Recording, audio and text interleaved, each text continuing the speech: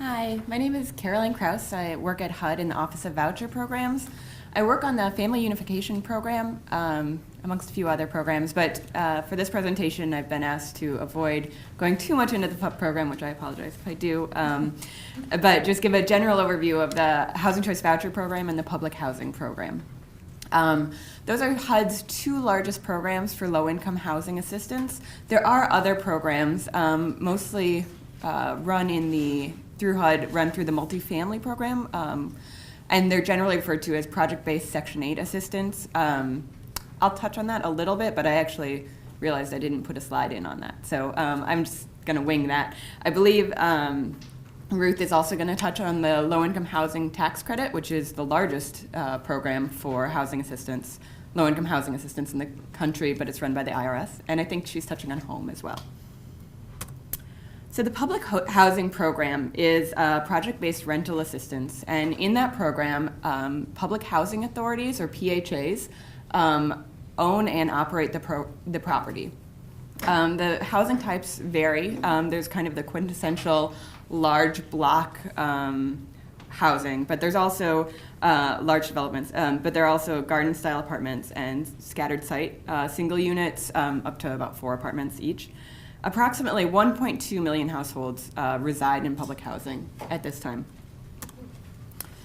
Public housing, the way it works is that applicants file an application directly with the housing authority, and they're placed on a wait list. Housing authorities vary in how they operate their waiting lists, but they can either just be a general wait list for the jurisdiction, or it can be site-specific, so you apply a single apartment complex.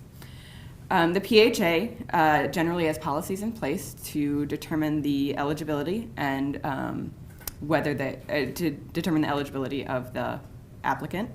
And then once the PHA determines that they are eligible and that they pass any criminal background screening or other screening available, and they make their way through the wait list, they're offered a unit and they sign a lease that is between the PHA and the tenant at that point.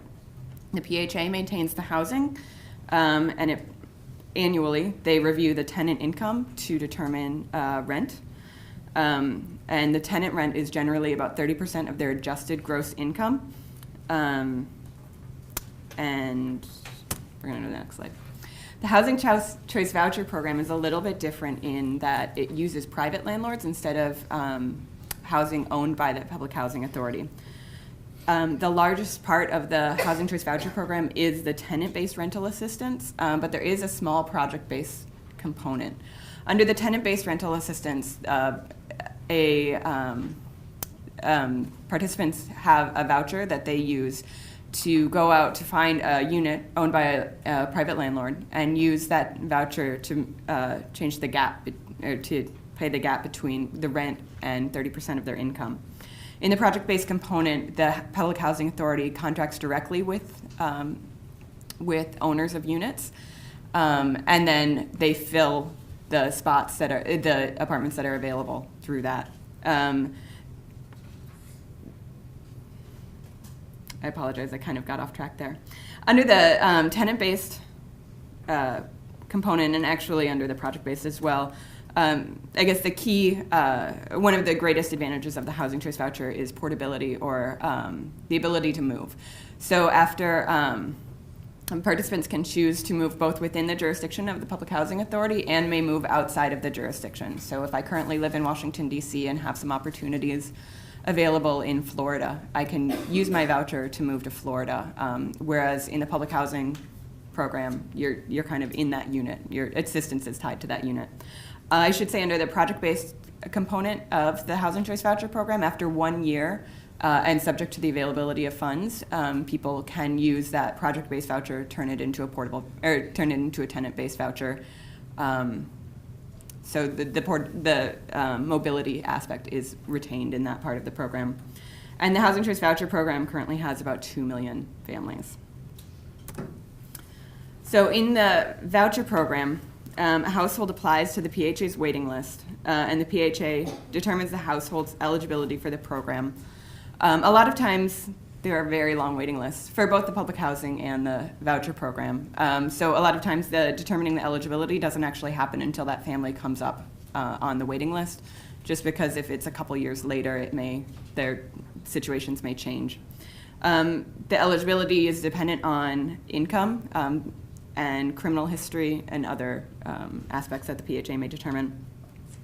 Once the participant receives a voucher, they get a briefing session which gives them resources on how to find housing and an overview of the PHA's policies for the program. And then the household uses the voucher to go find a unit. Once the household finds a unit, they will enter a tenancy for a request for tenancy to the PHA, who will then perform a housing quality standard evaluation of the unit, just to make sure that it's a decent, safe, and sanitary housing, and will enter into a HAP contract, or a housing assistance payment contract, with the landlord. I apologize if I'm going into too much detail here, but at that point, the tenant is in a contractual agreement with the owner through the lease, and the public housing authority is in a contractual agreement with the owner through the HAP contract. But it should be noted that the PHA is not party to the lease. So I'm going to just touch on a few program policies that I think will be somewhat relevant to this. Hopefully it will be relevant to this policy, or this discussion. Preferences relate to the wait list, the management of the wait list. There used to be a set of federal preferences for each wait list operated under the public housing and the housing choice voucher programs. That was done away with, and I'm blanking on when they removed that. I think it might have been in the late 90s, but it was replaced with the option for housing authorities to set up local preferences. Those preferences can be based on local housing needs and priorities, or they must be based on local needs and priorities, and they have to be in compliance with fair housing laws. The preference allows an applicant to move ahead on a wait list. So you can have, if you have, say, a homeless preference, if you can meet the definition of homeless from the public housing authority, your name would go to the top of the wait list. And there can be tiers of preferences, so you can have a first tier preference, which would give you absolute priority, followed by other preferences. The PHA needs, at the time of admission, would need to determine that you are eligible under that preference.